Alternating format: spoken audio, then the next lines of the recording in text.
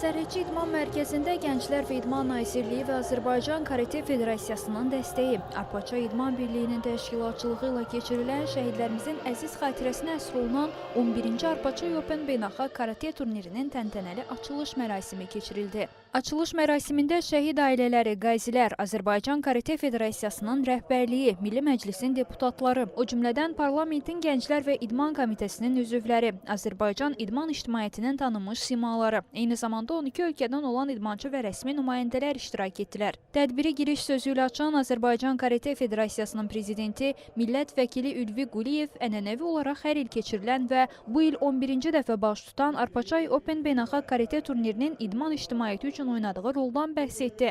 Açılış mərasimində Kombat Peşəkar Döyüş Liqasının prezidenti Ruslan Məmmədov, fəxri 3-cü dan qara kəmər və Azərbaycan Karate Federasiyasının fəxri üzvü vəsiqəsi ilə təltif edildi.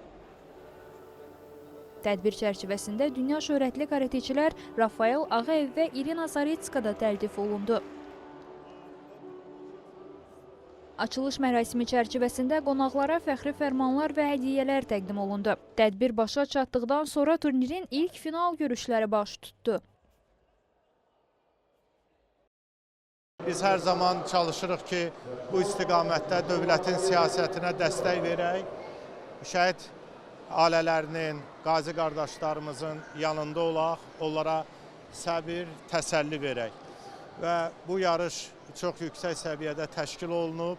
Mən Arpaçay İdman Birliyinin bütün rəhbərliyinə, təşkilatçılığa görə minnətdarlığımı bildirirəm. Klubumuz da Azərbaycan suvereniyi uğrunda şəhid olmuş, hər il ənənəvi olaraq şəhidlərimizin əziz xatirəsinə həsr olunmuş turnirlər keçirilir.